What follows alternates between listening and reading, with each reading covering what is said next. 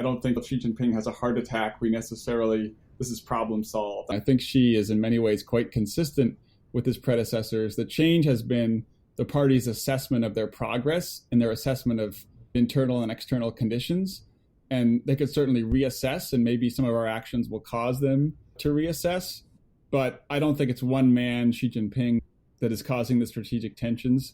And so therefore, I'm not as interested in the topic that I used to be quite interested in the government, which is sort of what is Xi Jinping's level of relative power to his fellows, or how does, is it Xi Jinping in a bathrobe circling a document, or is it the whole standing committee or the whole Politburo coming to consensus? That's less important from my standpoint these days, because I see there as being a very consistent logic that's driving the party's goals. Is the U.S. in ideological competition with China? How does one even go about answering that question? And what are the implications if the answer is yes? To discuss, we have on two of the West's foremost experts who have devoted decades of their lives to ingesting CCP documents. Dan Tobin teaches at the National Intelligence University, and Ryan Manuel at Hong Kong University. The views Dan expresses are his own and do not reflect official policy or the position of any government agency. October 2017, Xi gives a speech to the 19th Party Congress. Dan, why do you believe that this should have ended the debate on whether the U.S. is in ideological competition with China? I'd like to start a little bit with the significance of the speech overall, and kind of the argument I make in some recent congressional testimony about why it should have ended the debate in the United States, but also elsewhere, about the nature of China's ambitions. The ideological piece is a key component of that. And I think that it should have ended the debate for three reasons. One has to do with the content and the clarity of what she actually said. Another has to do with the venue and the weight that venue carries within the Chinese system. And the third is kind of more of a mouthful to express in one sentence. But I think the speech should have inspired us to pay more attention to the party's own account of its worldview and motivations as expressed in its guiding ideology. And that if you put in context what she said in the speech, in that larger context of the party's guiding ideology over time, that should have caused us to re-examine several of the ways that we've tended to frame the party's motivations and frame the way that it does strategy. And it should have caused us, I think, to re-examine the type of questions that we ask about China and the kind of the research agenda that we've been using in China Studies in English for some time. And so in the testimony or in the paper, I kind of take the three categories that she spoke about when he talked about the significance of this new era for socialism with Chinese characteristics that he proclaimed in the speech. And he talked about this new era being of tremendous historical importance for the development of the People's Republic of China and the Chinese nation, as well as the development of international socialism and the development of human society. So if you take each of those three areas and kind of unpack them, I think in each area, it's illuminating about the consistency of the party's goals over the long course of its rule, and also is illuminating about the nature of the U.S.-China strategic competition, which, as we all know, appears to be becoming more severe by the day.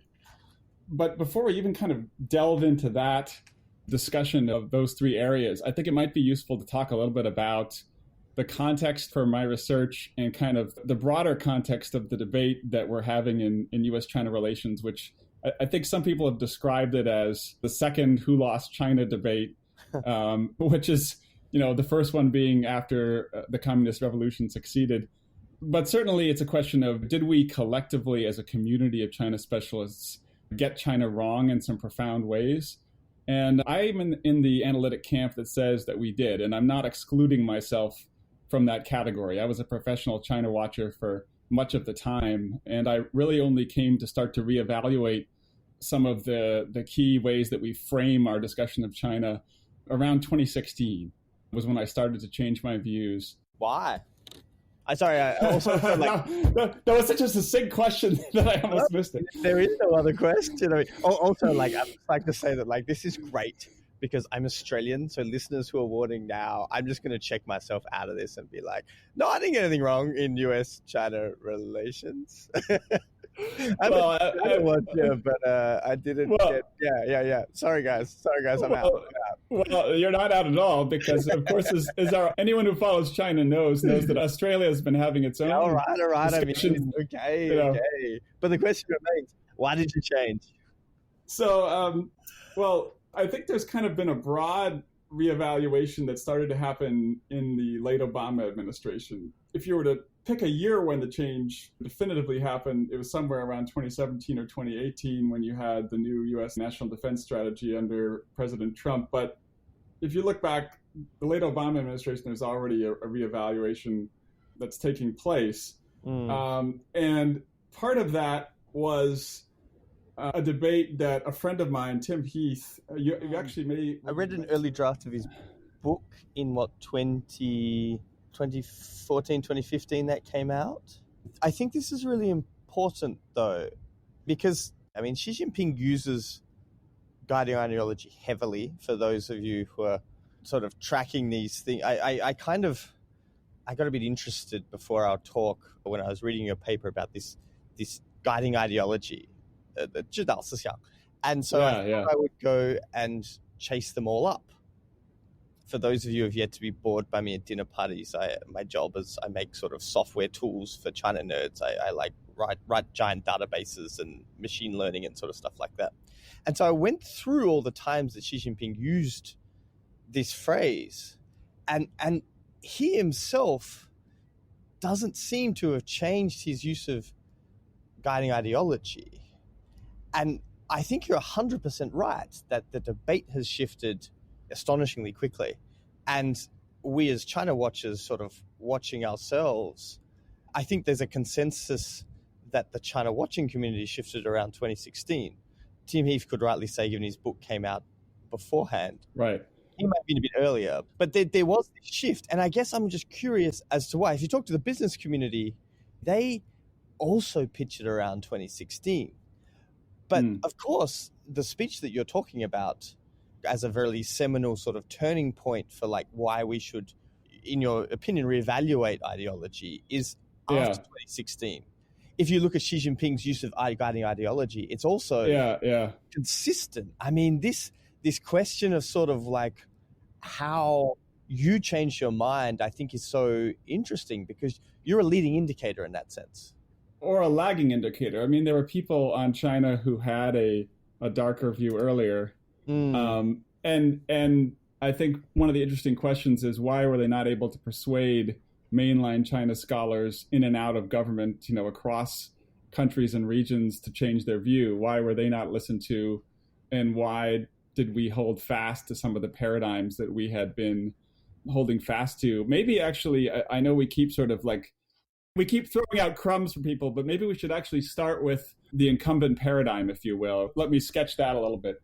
So I think that a great place to start about the incumbent paradigm is the introduction to John W. Garver's magisterial history of China's foreign relations, China's Quest. Actually, it came out in 2016, so I'm not sure what was so important about 2016.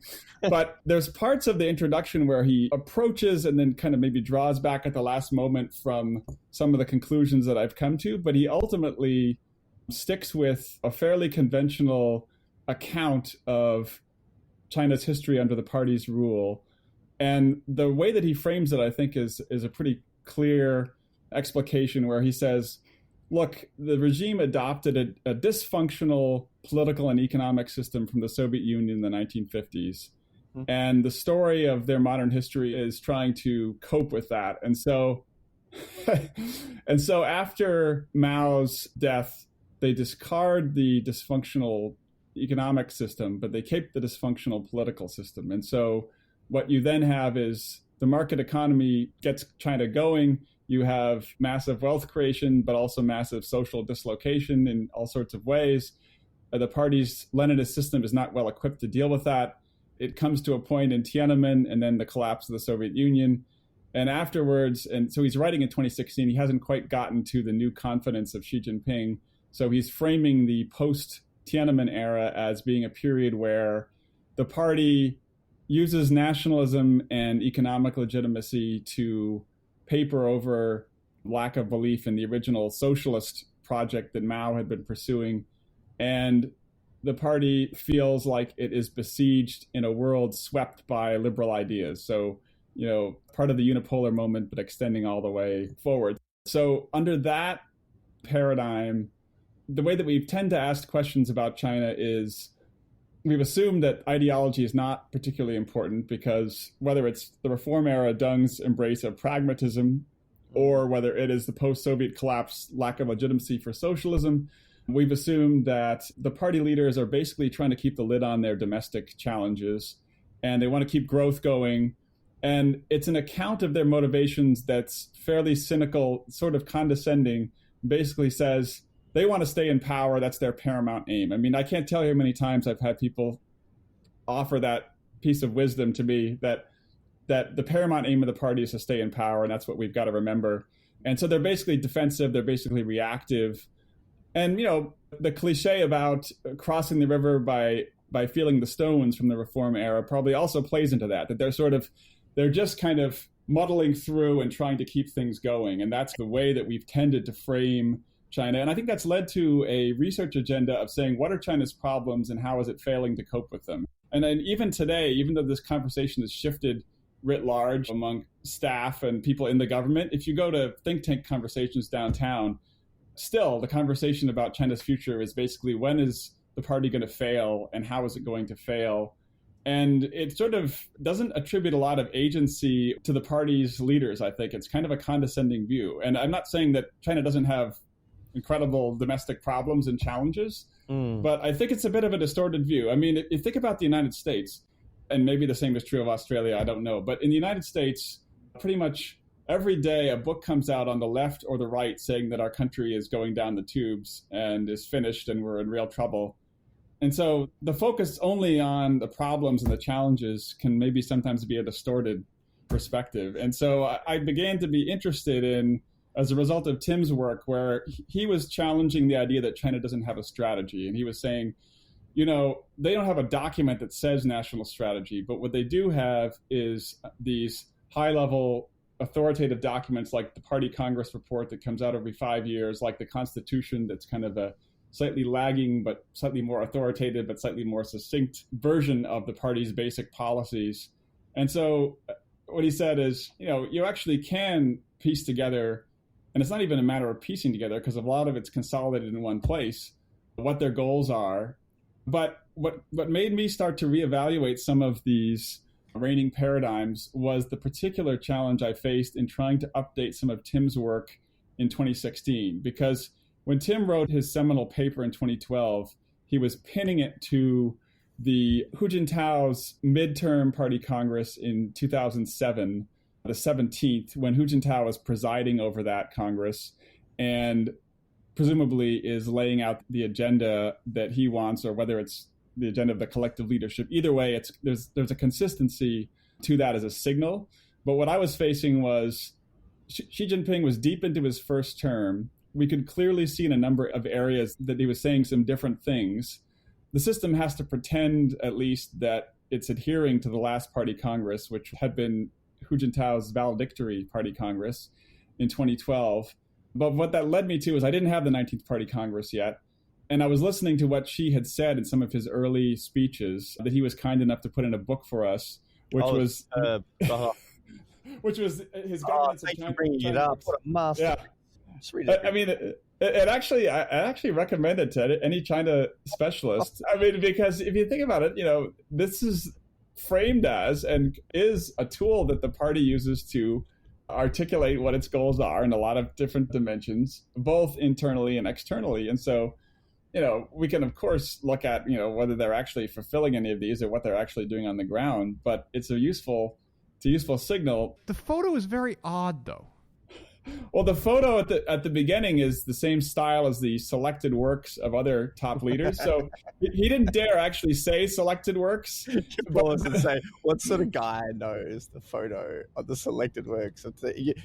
There has to be a very, very, very select audience in the world that goes, yeah, I like that photo.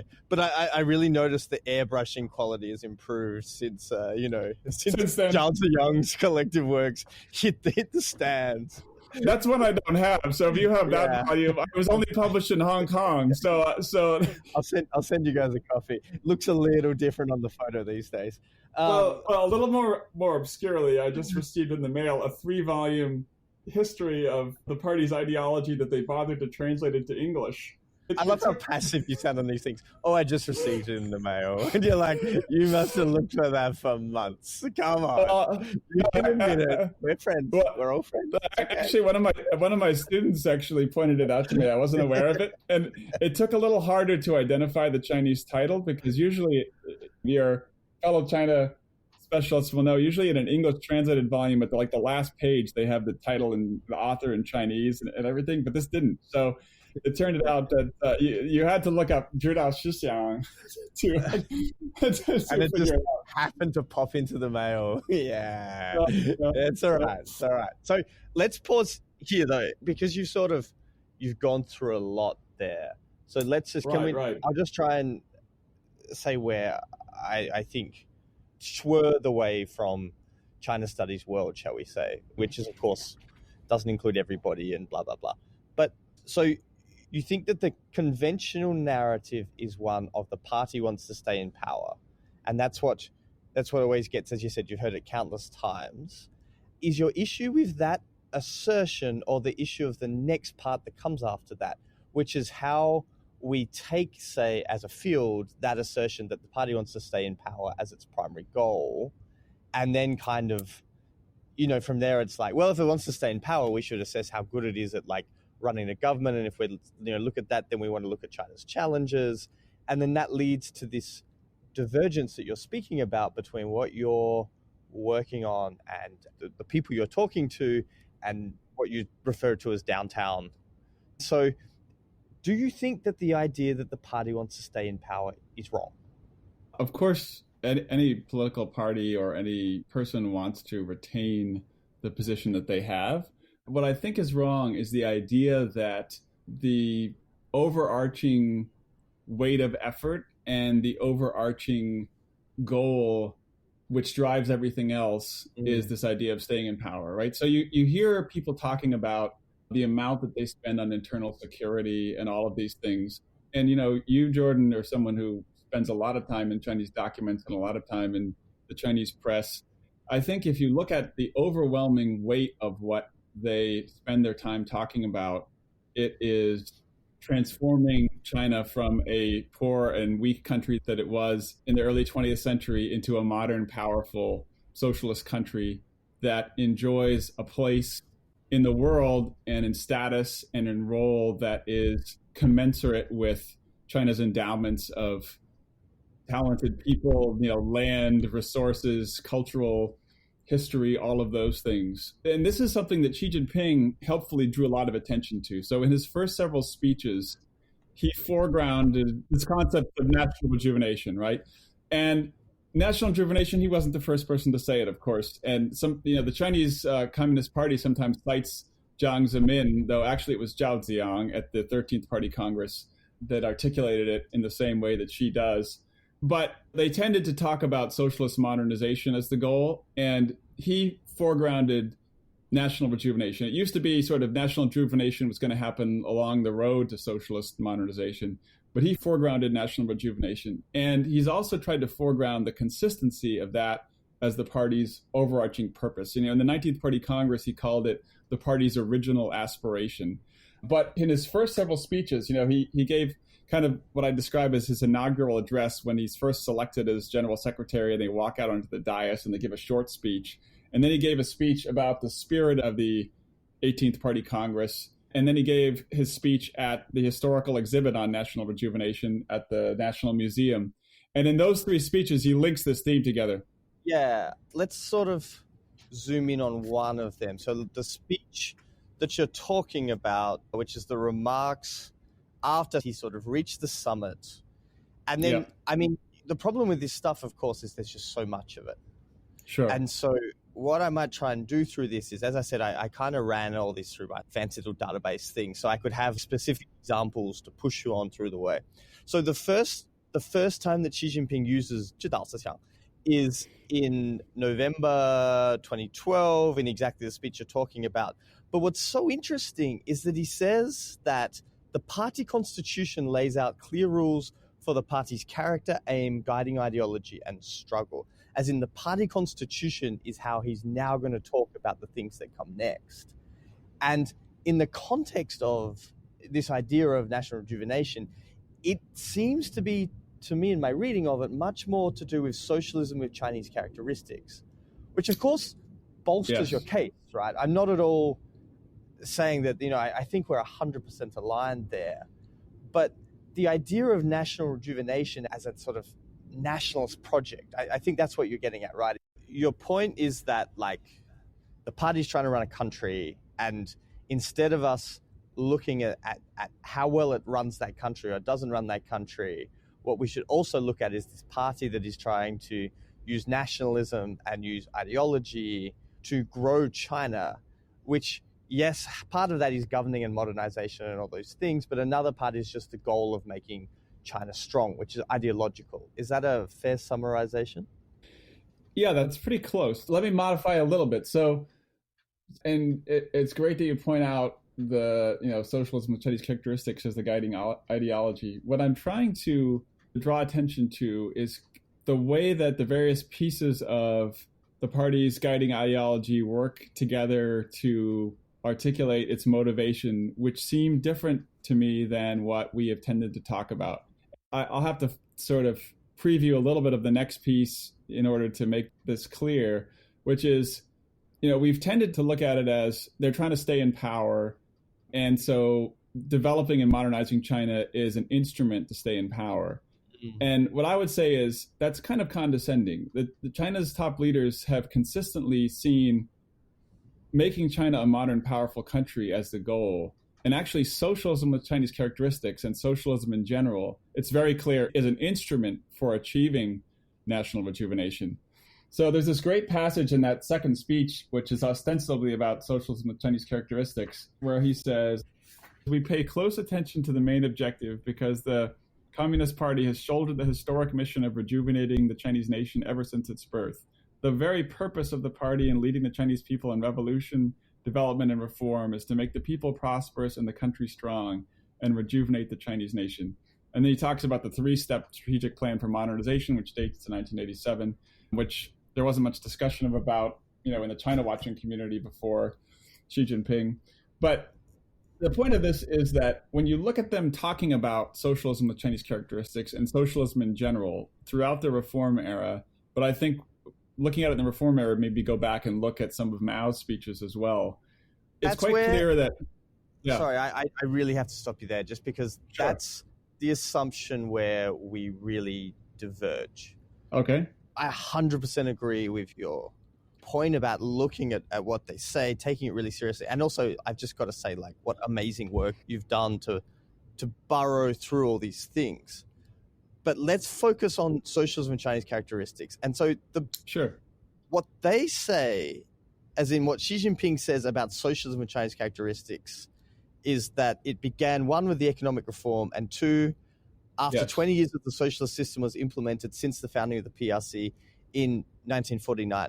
And that, by the way, for those of you who are like Dan and I and just happen to like things rocking up in your postbox, is from the 17th of July speech 2015 on specifically socialism with Chinese characteristics, which is one of like Xi Jinping's big speeches where he talks about all these things that we're sort of talking about, just so we can trace as we're going through. Sure. So if we take that, leaving aside the very interesting fact that the Cultural Revolution is therefore like chucked out the window entirely, you've forgotten 9 years of Chinese history by my counting here, if it began with the economic reform and after 20 years of that. Quite the opposite. What I think is actually quite important is the party's own idea, which the 1981 resolution on party history that evaluates the Mao period is where they try to frame the consistency of their goals and frame those 9 years as an aberration.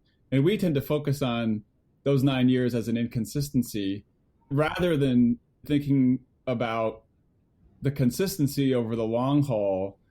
And, as you know, when they come back to power, it's in the 1981 resolution, they try to frame themselves as having been pretty well on track in 1956 and they try to restore some of the institutional mechanisms of the 1956 system. But they also basically argued that in 1956, they'd established a socialist system and they were pivoting to focus on modernization and development, which actually that template comes from Stalin's 1936 speech, making a similar point in the Soviet Union. They basically say we were on track and we got off track for a while, but we got back on track. And so this idea of socialism is the way that we're going to save China and develop it, which Mao didn't put those two sentences in one place, but he had plenty of places where he said one or the other. And from Deng on, they keep saying only socialism can save China, only socialism can develop China. It's this idea that they regard socialism, which we could talk about the definition in a little bit, they regard socialism as the instrument that is going to achieve national rejuvenation. And by itself, that's not a particularly controversial point. I mean, there's lots and lots of scholarship about the early Communist Party leaders having embraced Marxism, Leninism as a path to national salvation, having been impressed by its ability to do state creation, but also the promise that it was the scientific theory that was going to let them catapult themselves to backwardness to kind of the front of the line of modernity. So they would save China, they'd restore its sovereignty, they would develop it, they'd get ahead of the West, but they'd also get ahead of Japan as well on the basis of the direction of history. And so that was kind of the promise that drew them to it. And we tend to think that in the wake of the failure of Mao's economic policies and in the wake of the Soviet collapse, they tacitly gave up on that vision of their role in history and the role of socialism in history.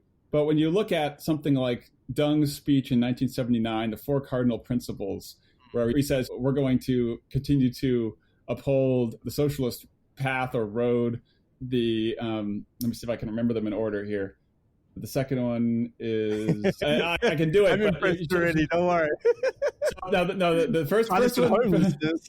Yeah, I should be able to do this. Yeah, this is actually a good drinking. It's a good drinking game for China specialists, right? Yeah.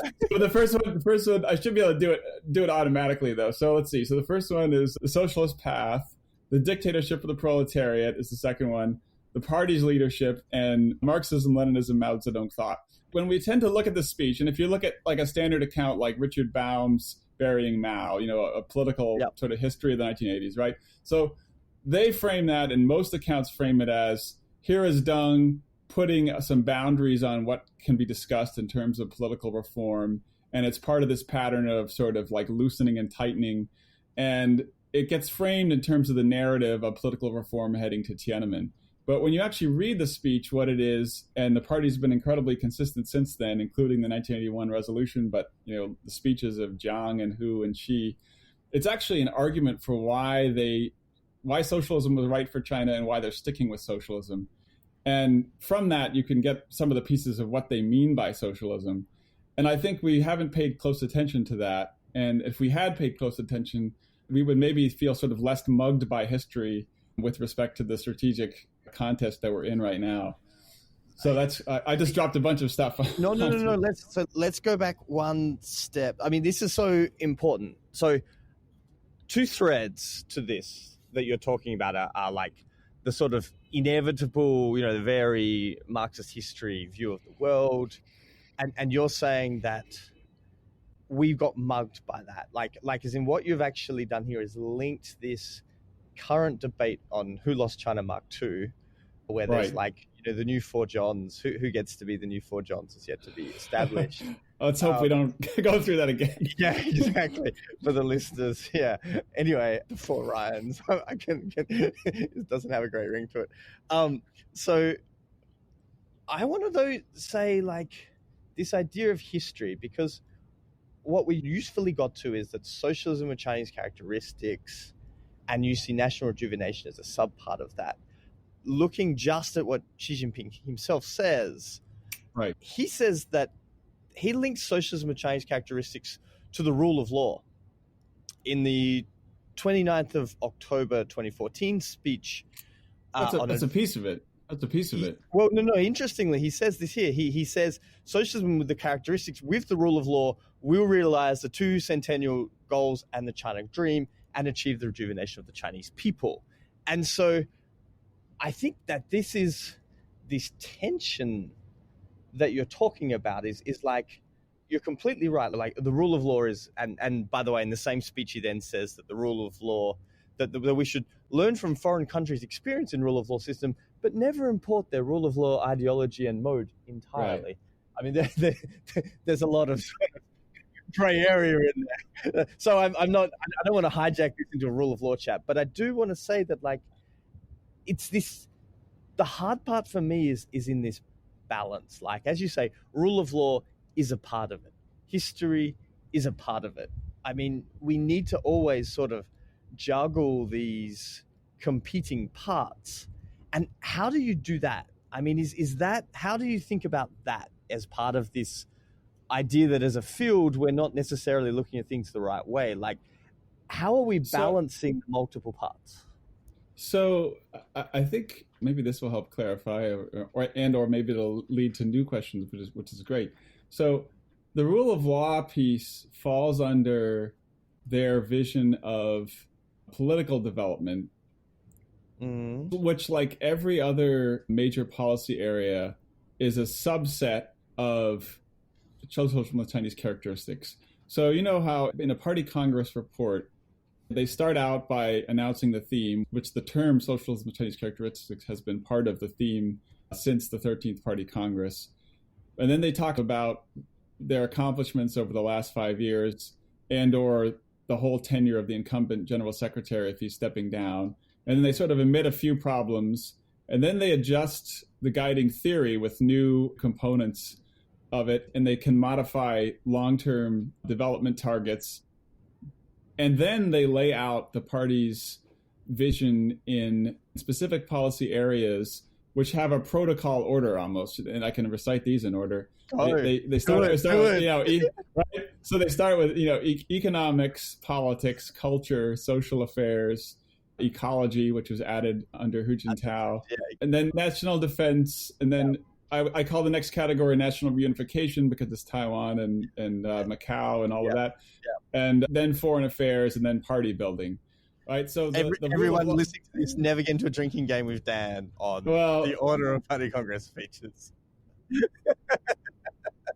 You'll get drunk. I once had trouble summoning the three presents when I was drunk, but I managed to do it. I would have been in Dan's class. They sound a lot better than the ones I teach. Well, maybe you could be a guest speaker sometime. I guess that'd probably be less relaxing. But by the way, I really admire your. I read the third chapter of your dissertation, and I think it's the best unpacking of the relationship between the documents process and the Chinese bureaucratic system that I've seen in a long time. So I get a sense you may have a forthcoming book out that details some of that. Yeah, I'll definitely be looking forward to that. Unfortunately, it hasn't been used for... When it comes out, we can all use it for drinking games, and I'll remember all the things I've forgotten. But so let's keep going with this, because this is really important. So you're talking about these different sections, and you're saying that the order... And then you say economic development is first. But right. I think the point you're making is that you don't believe that's right. Right. So what's leading you to think that we therefore have sort of taken this in the wrong direction? No, so I think, again, sort of get back to the broader issue of guiding ideology. So all of those policy areas are kind of subcomponents of the guiding ideology. And one of the pieces that we have not paid a close enough attention to is that one of the components of Marxism-Leninism that's still in use by the party today. So of course they don't, talk a lot about the labor theory of value, and they don't talk about class struggle very much. But one of the pieces they do talk about is historical and dialectical materialism. Yeah. And the historical materialism piece is that they believe that basically material factors like economics are the things that drive history, yes. And you can make scientific judgments about those. Yeah. And what makes this not totally rigid is that they also believe in dialectical materialism, which is that there's this constant change in the world. And, in a real nutshell, we could go into a lot more detail, but the piece that matters for this discussion is that there's this constant change. And you put these two things together, they think they can make scientific judgments about trends, but they also have to continuously reevaluate and re-examine based on what's happening in the world and update their guiding theory, which then informs their policy in each of these areas. And so why the Party Congress reports are so important is that they kind of are a summation of the current view of the party on all sorts of policy issues, but also on its goals and their feasibility. In a Party Congress report, it's written at a high level of abstraction. And so some people say, well, that's vague. That doesn't really tell me very much. And that's kind of missing the point, because they are a recitation of kind of stock phrases. And what the report tells you is which of those ideas, which of those official theories are still active, and it may introduce some new ones, which they then spell out in sort of secondary literature. And, as you've talked about, Ryan, in some of your work, the lower level pieces of the bureaucracy then flesh out the specific meanings for themselves in all those sub areas. And so there's kind of this dialogue that goes back and forth between what policy implementation and what concrete things are happening and the high level judgments that are supposed to guide that. And it's actually kind of a dialectical situation, because they get input about the world and what's happening from the lower levels. And then sometimes they encapsulate that in a theory and then they broadcast it back out. So the law part is it's one subset of political development that is part of the overall guiding ideology that is supposed to be driving where they're going. Now, the pieces of guiding ideology, some of the pieces that I'm drawing attention to are some of the basic components of the party's worldview and its sense of its role in history, and some of those things that I think are still derivative of Stalin's version of Marxist-Leninism in some important ways. But there's all sorts of concrete, mundane, and not so mundane policy areas that also have an official theory, an official set of assessments. And that's not how we've been studying China. We tend to identify the problem that we see, and we maybe cite some documents associated with that problem, but we don't put it in a larger context. And we don't generally study the official theories. And one of the ones that's most dramatic, and I'm not intending to shift the conversation to foreign affairs at this part in the conversation. Maybe that's a different podcast, or maybe that's later on. But we've got a lot of scholarship on what Chinese theorists, in terms of academics, are writing about foreign affairs, and we have a lot of scholarship on China's actions. But what we don't have as much on are the party's official theories of international relations. And we don't have a lot of scholarship on the transmission belt between kind of the broader Sinosphere scholarship and ideas and the party's official theory. But the party's official theory is certainly drawing upon ideas that academics are writing, and in sort of grabbing the ones that the party decides they think are embodying the scientific truth and their goals, right? But I can't provide tons and tons of granularity in this particular area, because the research hasn't really been done. I've focused on the party's official ideas. I can give you a hand there. So again, I told you I ran this through my little computers before coming on. I'm going to sort of just step through and tell me where I've gotten your argument wrong. Your theory, therefore, is that the change in the Xi Jinping era is that this sort of quite set palette of options as to what socialism is, and this view of history has been added to that, has been much more of a consciousness of the international situation and foreign affairs. But rather than us looking at that, because we don't see it, because foreign affairs stays in its same place and other ideas stay in their same place in the Party Congress reports, instead what you're saying is that it's sort of gone back into the software of the party's ideology itself. And so it's sort of come through in each of the areas, almost like we're looking down at foreign affairs and ideas as a sort of subcomponent of the master. And you're saying that actually, like, Xi Jinping has added it to the master that is then filtered down into all the different sub areas. Is that a fair statement? Because, I mean, to be honest, that is, if we just focus on guiding ideology and we just look at the development in terms of how leaders have talked about it, I think we can see that, by the way.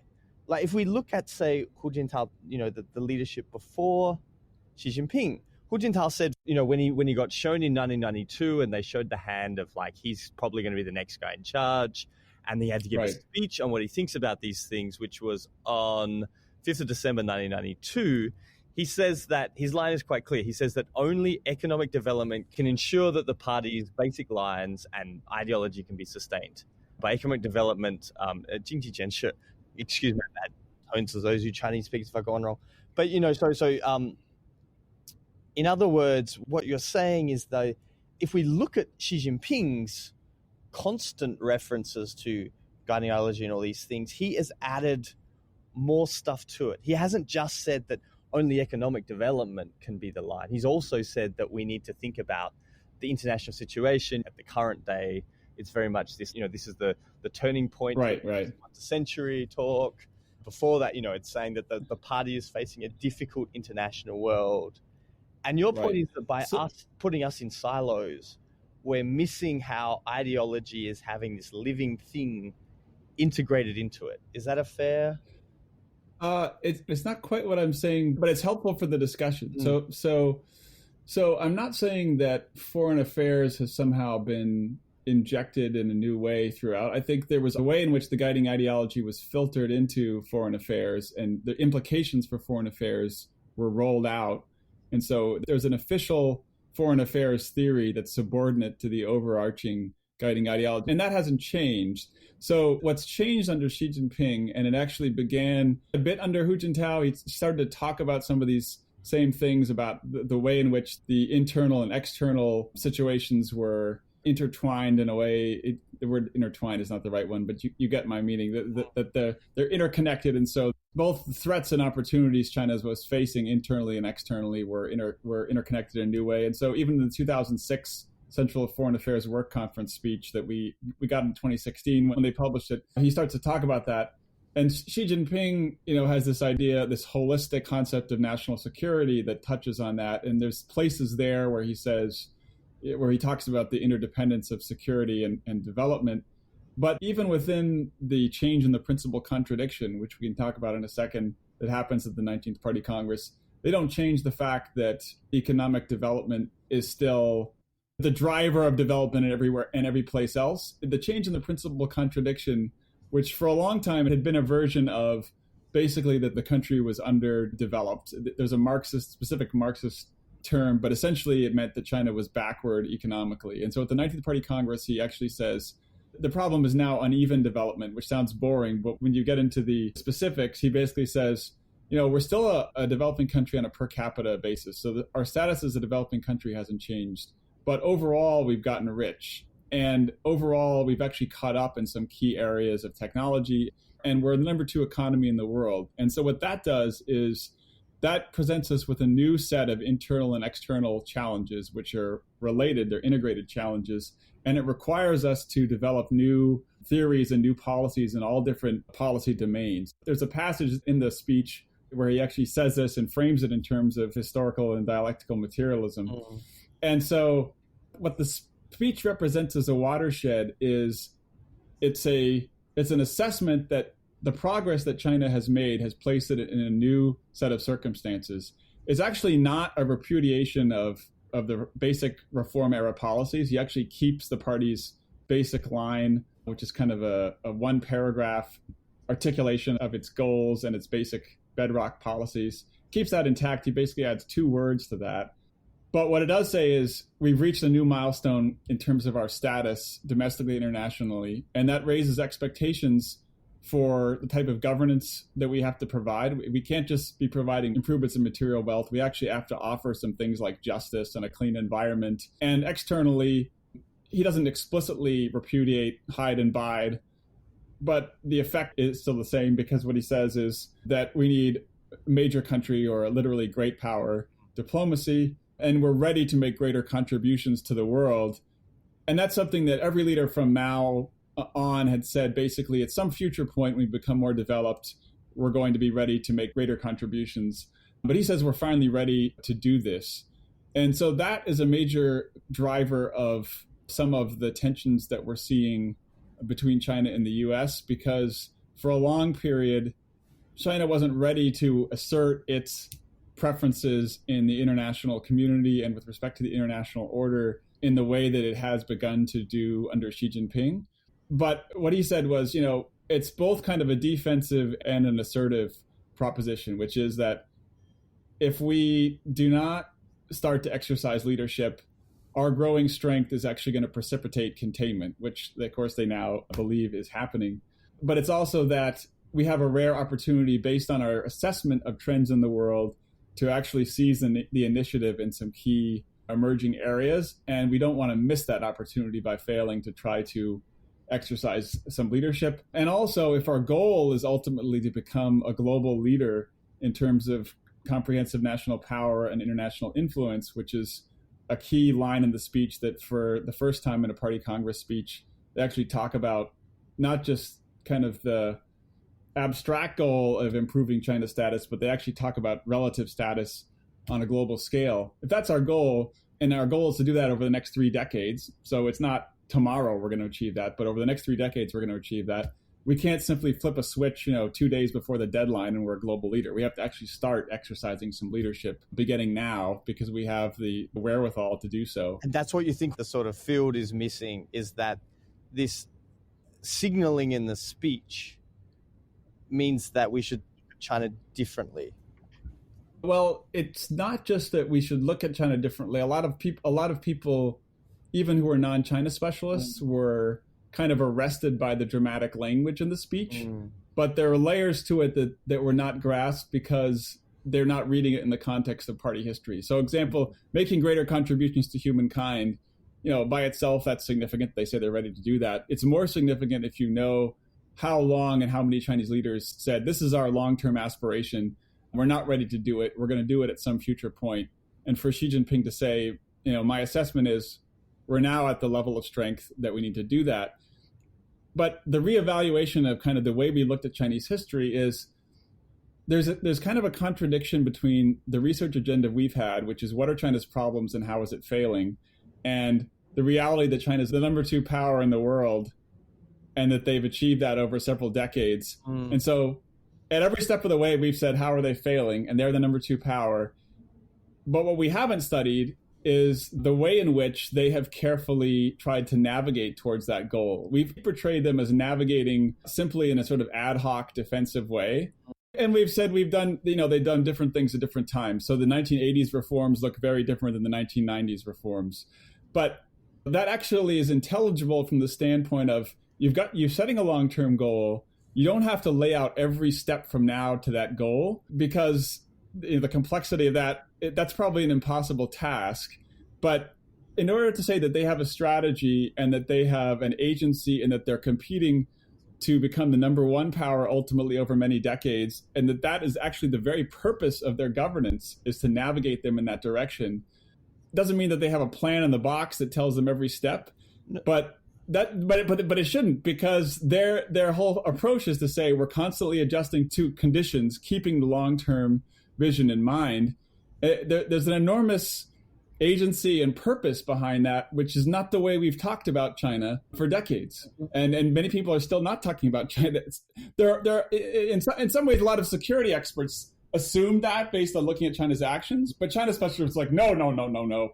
They're reactive and defensive. Everything's driven by their domestic headaches, and they couldn't possibly be navigating with relentless, skill and so that's kind of one of the several ways in which I think looking at how clear Xi Jinping was about these things and his assertion of continuity, that's an empirical thing that we can check. And so you could say, well, that assertion of continuity is the invention of tradition. They haven't had this continuous set of goals. But when I look at the guiding ideology in terms of looking at the canonical record of the party's high-level statements and speeches, both party Congress reports, key resolutions of the Central Committee, selected works of the top leaders, I actually see a very consistent logic. The first piece of which is the goal is a modern, powerful China that occupies a leading place in the world. And the second piece of which is only socialism can deliver that to China. And those 2 points are not the way that we've framed the role of socialism or of the party's motivation. We framed it as they don't really believe in socialism. They're just trying to stay in power. And they want great power status. That's sort of like, the number 5 in the list of things that we talk about. We tend to talk about core interests, which was their importation of the concept of vital national interests. which is not a list of their goals. It's a list of things that need to be defended if they're going to achieve their goals. You know? So that's kind of the point that I'm trying to make. Yeah. So one just clarification point. Why do you think they're trying to be number one in the world? I think they're trying to be number one for a very understandable. What led you to think that? That is definitely different. I mean, that's where right, you're exactly advancing something different. I'm on one end of the debate, right? Certainly the debate that we've had for a long time. And the people that were on the end of that debate in the past haven't received a great deal of respect from the general China studies field. But the first piece is Xi Jinping lays out this goal for mid-century of a global leader in terms of, he translated composite national strength, but it's the Chinese term is the one we often translate comprehensive national power and international influence, right? So he lays that out, and that sounds like sort of Superman ripping open his shirt. Xi Jinping ripped open his suit, and there was a Superman underneath there, and that caught a lot of people's attention. But when you go back and look at Deng and at the others, that was actually something that they talked about, catching and passing the most advanced countries. And ultimately proving socialism's superiority. So, when you go back and look at Deng's early speeches in the Reform era, he talks about one of the ways that we're going to demonstrate superiority is faster economic growth and better economic growth ultimately. And he says basically we're behind because of imperialism and because we're starting from a low base, but we're ultimately going to be ahead. And I think that in some ways that's speaking to a broad common denominator Chinese aspiration, certainly aspiration among Chinese elites, which is a perfectly natural one. And by itself, nothing's wrong with it, which is to say, look, we're this vast country. We're 5 times the population of the United States. We have very talented people. We have all these resources. We have a great cultural tradition. We should be in first place just on the basis of those endowments. So Mao had this famous speech in 1956 where he says, what are we doing, lying down? If we don't actually pass the U.S., we should be wiped off the face of the earth. Now, what we tend to think about that speech, we think about him stepping into the disastrous policies of the Great Leap Forward and the Cultural Revolution, and we say that was hubris. But when you actually look at the targets he laid out in there, China actually hit them by the year 2000, and they're now trying to get steel production, less steel production because they have overcapacity. But they actually hit, in the grand sweep of history, they actually achieved that goal of catching and passing in those areas of industrial capacity. And they think that they're on the way towards comprehensively catching and passing. There's nothing wrong with the goal of saying we want to be number one because of our endowments. We should be. We're 5 times the population. Where I think the problem comes is that they want to do this on the basis of a Marxist-Leninist dictatorship and the values that come with that. I think there's an enormous amount of rich, diverse aspects of Chinese culture that they could make a contribution to the world as number one. I just don't think that Marxist-Leninism and the things that they would want to change to make them compatible with their Leninist system are ones that we can live with. So the second kind of major point that I'm trying to draw attention to is I think that the commitments that they retain with respect to Marxist-Leninism in their guiding ideology, their worldview, their view of politics and how it works are actually quite significant for interpreting their actions and also for the kind of world that they think is compatible with their ambitions.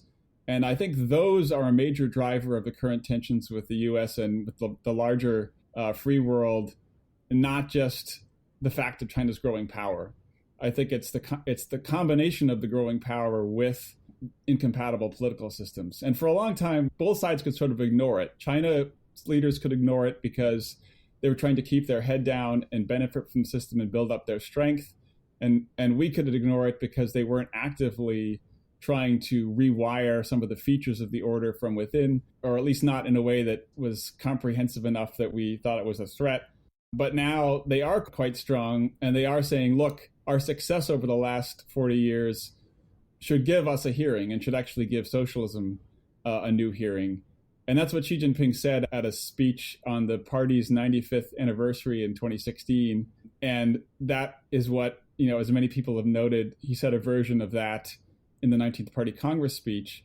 I think where some of the debate is kind of missing the point is that some people are looking to say, well, they're not exporting socialism or the Chinese system whole cloth like Stalin was in the 1930s. There's no new communist internationale.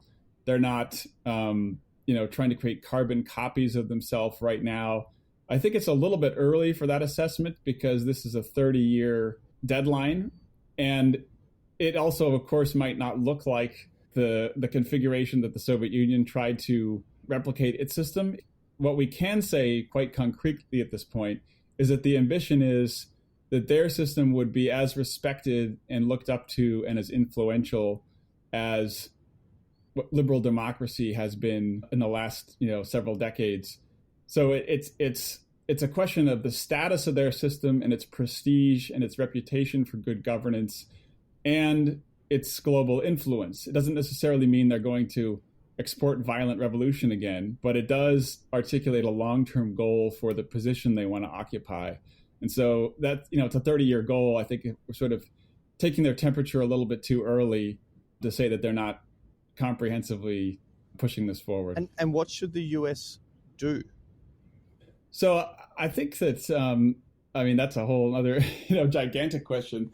But I think I agree with the consensus that seems to be starting to emerge, both here in Washington and I think among, our European allies, as well as some of our other allies in Asia, to include Australia, is that I think that we need to strengthen the relationships among the democracies in terms of trying to coordinate our efforts to preserve some of the features of the post-Cold War order in terms of the predominance of values that we support, rather than each of us kind of independently trying to shore them up or deal with China independently. I think we need to actually do a lot more to coordinate our efforts across countries with similar views. So again, I get this wrong all the time, so correct me where I get it wrong. But so your point is that we haven't accurately looked at like the 30-year part, and that because it's much more ambitious than we have put into our current way of thinking, that means that there hasn't been enough coordination between the like-mindeds, so to speak, such that the international system is bolstered to make it sort of, I guess, like ideology proof is the wrong way of putting it, but to make it resilient to these bigger goals that China is on the way to, and that these leaders have much more agency in pursuing than China studies has traditionally given them credit for. Is that a fair summation? I think that's close. I think there is still some underappreciation of the goals expressed at the 19th Party Congress, but I think that to understand the nature of this contest, we need to partly understand how deep-rooted it is in the Chinese system. And our neglect of guiding ideology had led us to vastly underestimate both China's goals and the nature of the contest with China writ large. And so I think we're beginning to wake up to that, and for quite a few reasons. But there's still a lot of discussion that underplays the goals, but also the consistency of aspiration of the party over its history. Is this different then from a sort of classic rising power situation where we can just look at it as a sort of rising country, its national power is growing, right? Blah, blah, blah, blah, blah. We all know the theory. Do you think your argument is different from that? Yes, because that classic idea, that has sort of been injected into the popular imagination by Graham Allison. I was about to say, let's not Thucydides, right? So, but we don't need to rehearse that. Our audience is probably familiar with that. It's a trap. Right, and the premise of that, part of the premise of that is that the challenge is simply handling China's growing power. And so, maybe you could come to some grand bargain is what some people have tried to wrestle with. The people who try to frame the problem as being simply the U.S. needs to simply adjust to the reality or the inevitability of a loss of relative status. And so they put some scholars put the onus on the United States to say, well, you need to figure out how you can deal with this, and the challenge is really for the United States to adjust to a status. But I don't think that's a correct assessment of the stakes, because I think the stakes involve a lot of the norms that we care about in the international community, precisely because we're living in a world that's connected to China and our allies are connected to them. Maybe COVID is going to cause us all to partially decouple or partially disengage, but we're not. Even if we do that, it's still not going to look like the Cold War, where you have two basically separate blocks that are competing on the basis of what they do internally. What we're facing is a much more integrated world. That the Chinese believe that, we believe that, and so what that world is going to look like is going to depend on what the predominant values are. And what Beijing has absolutely identified is that whoever is able to control and underpin some of the connectivity, that some of the sort of the sinews that knit the world together, is going to occupy a position of strategic advantage. And they have been trying to get to a place where they can occupy that position. They're not there yet, by any stretch, but that's what they're actively doing. And the motivations are not just the natural one of wanting to be a leading country, but also to both protect their system in the way that they see that many of the predominant values right now are deleterious to it or press on it. They would like to remove those sources of threat, but they also would like a situation where it's not just they're left alone to be themselves, but they're actually lauded and looked up to and said, sort of morality is radiating from Beijing.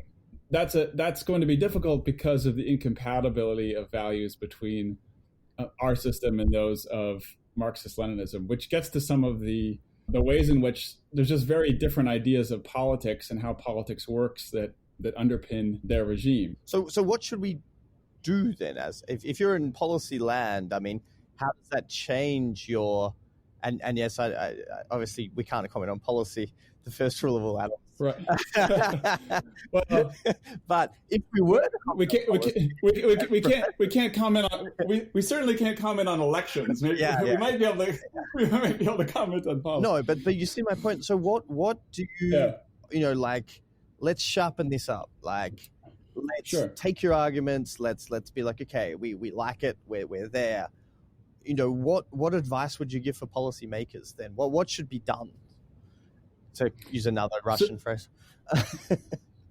Yeah, well, I think there's quite a few things. I actually think that some of what has happened in the last several years, some of the things that the United States is doing, and plenty of our allies are starting to do, is we are starting to try to base our relationship with China on a clear-eyed sense of the nature of the relationship, which is not kind of generally a partner with some areas of rivalry. It's not the power rising part you're talking about. It has to be a different type of engagement. So I think that the word rival is actually a really useful and helpful one if we kind of parse its distinctions from some of the other possibilities. Because if you have a rival, there may be some antagonism, but there are high stakes for both parties in the competition, and there's a lack of trust.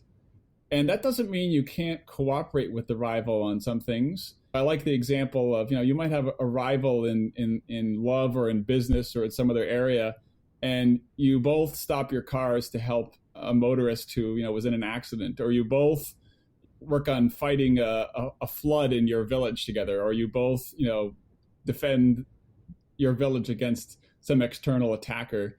You can do that. It's in your collective interest to do, but the basis of the relationship is actually distrust overall. And I think that we've started over the last several years in the United States to reevaluate some aspects of the relationship where we had been too trusting, and the regime in Beijing was exploiting that trust in order to advance its competitive goals, not just in terms of economics, but in terms of military modernization. And there's kind of this pattern that we've been seeing, and countries other developed countries are seeing as well, that has led us to a place of distrust of the regime in Beijing. And I think that's actually, quite healthy. That's not the end state. That's sort of the first step, is to reevaluate all the pieces of the relationship and try to construct them in such a way that we're not being exploited. But the next step would be actually to shore up our own systems. If democracy or democratic capitalism is going to win this contest, we have to be better at providing human flourishing to all of our peoples domestically. And so, it is a case for us to get our own houses in order. But I don't think we stop either with kind of the defensive getting our own houses in order, or the kind of, making sure that the windows haven't been left open. We also need to work in concert with each other, because, what has tended to happen is this kind of the Chinese regime, which is playing a very different game than the one we're playing, and where you have state-owned enterprises, you have other state support of their champion firms in different ways. And many governments do that to some degree, but I don't think it's controversial to argue that the regime in Beijing is doing this in quite a dramatic and different way than many are. But if we're going to deal with that, I think we need to kind of pool our resources, compare notes, and coordinate our action in some ways that we haven't done as much. I think a positive step is that new Interparliamentary Alliance on China that's being was formed this summer, where it's bipartisan in every country that's participating in it. So in the U.S., it's Senators Menendez and Rubio, but it's quite a few countries. And that's kind of a first step. It's going to take a lot to compare notes and coordinate on legislation. So, China's not able to exploit a loophole that one country leaves open. But there is kind of a sense in a lot of these global competitions that really are global at this point, that if it's us individually against China, possibly we lose. But if it's us collectively competing with China, possibly we win. That's kind of the way that I think it makes sense to frame it. And so to go back a step, you think that our failure to integrate the points you're making about ideology into how we analyze China means that we underplayed the rival nature, so we weren't doing that coordination before. Whereas now we have, if we take these things that you're saying as right, that we will act differently because we see that the nature of China as a rival much more clearly, and that we need that waking up to kind of act in concert. Yeah, I think that's already beginning to happen. And I don't think it's just a matter of, the work that some scholars are doing, and I hope mine contributes to that in outlining the way that this reflects and is reflected in China's leaders' ambitions as they have talked about them and recorded them. It's happening already because people are seeing the evidence of the regime's actions, and the kind of the flood of evidence and the flood of things in all sorts of different areas, domestically and internationally, are leading people to draw those conclusions. And so I'd say I'm maybe providing a small but I hope crucial addition to that, which is to say, if we actually look at what China's leaders have said over time, although we have tended to emphasize the inconsistencies and sort of the twists and turns, as the regime might say, of its strategy, there's actually some very consistent drivers to its ambitions. And those should help us understand and not forget about the real nature of the contest that we're in. If Beijing adjusts to some of its recent missteps and kind of moderates its external presence a little bit less wolf warrior, a little bit more caution in some other areas, I think we need to not lose sight of the ambitions that they have articulated and that are embedded into their system, which I don't think are going to change overnight. I don't think, for example, if Xi Jinping has a heart attack, this is problem solved. I'm not in the view that the problems we're now facing are simply a result of Xi Jinping. I think Xi is in many ways quite consistent with his predecessors. The change has been the party's assessment of their progress and their assessment of internal and external conditions. And they could certainly reassess, and maybe some of our actions will cause them to reassess. But I don't think it's one man, Xi Jinping, that is causing the strategic tensions.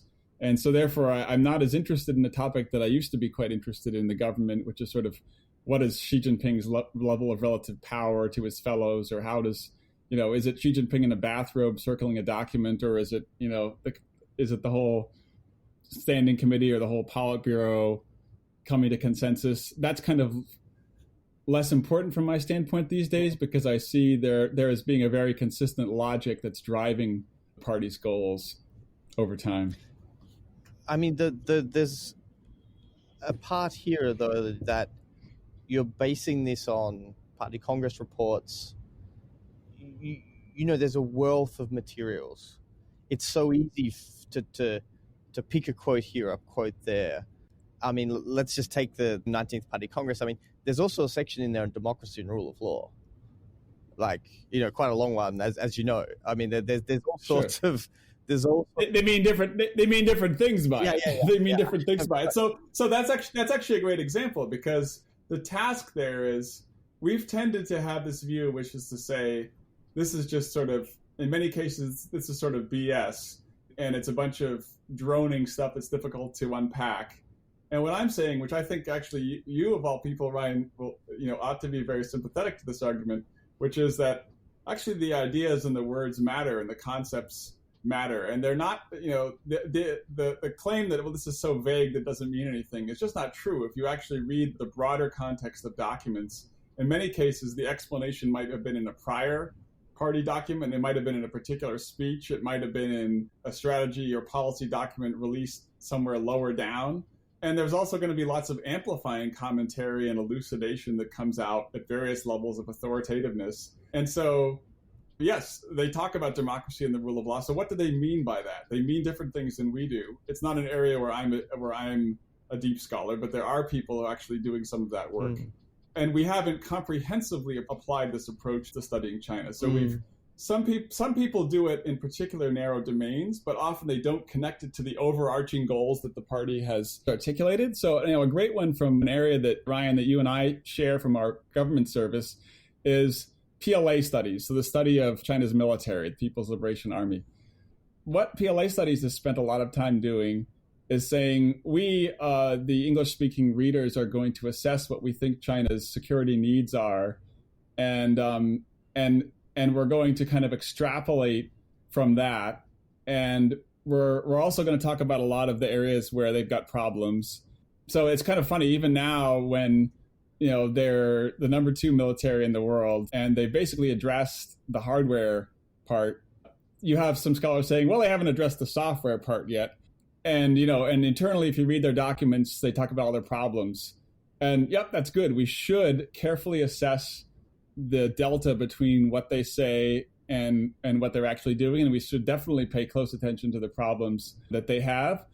But what PLA studies has almost completely missed is the fact that great power status is a component of the goal of PLA modernization. PLA modernization is not just about addressing China's specific security challenges like the Taiwan issue or whatever else. It's also that there's explicitly this goal that part of the definition of national rejuvenation and part of the definition of being a great power is having a modern, capable military. And so components of what the PLA is trying to do are based on that aspiration, which is subordinate to national rejuvenation. It's not just what's the specific military problems that they're facing. And so, like building an aircraft carrier, they were late compared with some other people to do that. Part of the aspiration for doing that is not because aircraft carriers are great utility these days in a world where missiles are so effective. It's that having an aircraft carrier is a status symbol and is something that you can use to demonstrate that you're a world-class military. But we're still missing this in PLA studies. You still have all these people talking about all the motivations for China going abroad. And they tend to say, well, there's economic reasons pulling them abroad. There's all these things. Well, a major driver of their desire to have a world-class military is because that's what a world-class power would have. And it's incredibly explicit in Xi Jinping's speeches. But it's also, if you look at the historical record, something that prior leaders talked about. They didn't use the world class, but they certainly said that they understood that military power was a component of socialist modernization and a component of changing China's status in the world. So, Dan, how does one go about learning how to do the sort of analysis you're kind of calling upon the China watching community to engage in, aside from can like random people go and sign up to take classes at NIU? Not really, right? Unfortunately, not with respect to NIU, because we're a government run. Right now, it's the Department of Defense, but in a few months, we're actually shifting over to the Office of the Director of National Intelligence. But so my students are mid-career military or other government agency officials. So there's no tuition. Essentially, what's their home offices or their home military service pay their salaries while they're in our 1-year master's program. But to your question of how to get into this type of analysis, I'm actually struggling to figure out what social science discipline this falls under and what's kind of the academic banner that I should be holding aloft, because it's not sort of straight discourse analysis. It's not some of the other things that come to mind, which tend to be sort of more instrumental.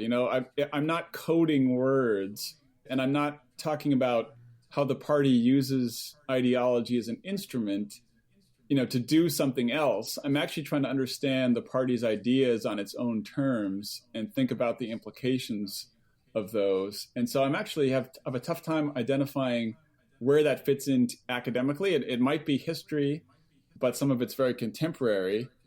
And that's actually a problem within China studies, because there was a period where there wasn't a lot of access to China, and we may actually be heading back to that, unfortunately.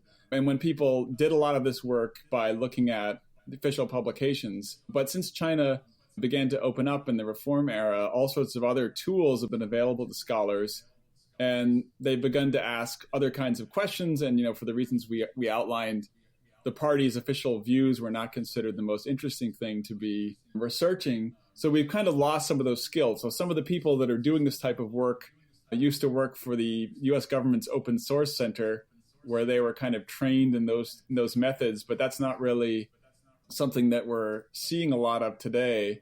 But if I were to advise somebody starting out in the field, I think get a grounding in the political history of the party and in the history of its institutions. That was excellent about the scholar Alice Miller, when she was editing China Leadership Monitor for many years. Alice Miller and I are in a different place in terms of our assessment of Xi Jinping and our assessment of the party's goals, perhaps, and certainly our assessment of the policy implications. But her approach is one that I think is very foundational to the field, which is to try to understand the institutional history of the party. So when she was writing a China Leadership Monitor article on, say, the Secretariat, she would not only tell you about how it was operating under a particular leader, but she'd also tell you the institutional history of how it had changed over time. And that kind of context, both like the political history of the party and its institutional history, are helpful for looking at the party's ideas and how they've changed. They're part of the context in which to read them. But, I came late to this. I started reading Xi Jinping's book, and I had some of Mao's selected works, but I didn't have Deng or Jiang Zemin or Hu Jintao. And I started to assemble those and read those. And I had a friend from the State Department bring me Hu Jintao's selected works, which Xi Jinping hasn't bothered to translate, so they're only available in Chinese. But reading through party history, when you already have some context from the secondary literature, to actually read through the documents themselves, the speeches, I found very illuminating, and it was quite late in my career. And, I've been a China specialist for a dozen years in the government, and I hadn't done this. And now I think it's foundational, and it's probably crucial to the field. So there's probably no better way. There's no easy way to start, apart from just trying to immerse yourself in the history, both political and institutional, and then getting a context from the documents. And Alice Miller, in her valedictory essay in China Leadership Monitor when she retired from the editorship, makes a case for this type of analysis. So if people want to read kind of a starting place, that valedictory essay, and I think it was in 2018, is a good place to start. It is crazy. There's only like 10 people in, non-Chinese academia who do this.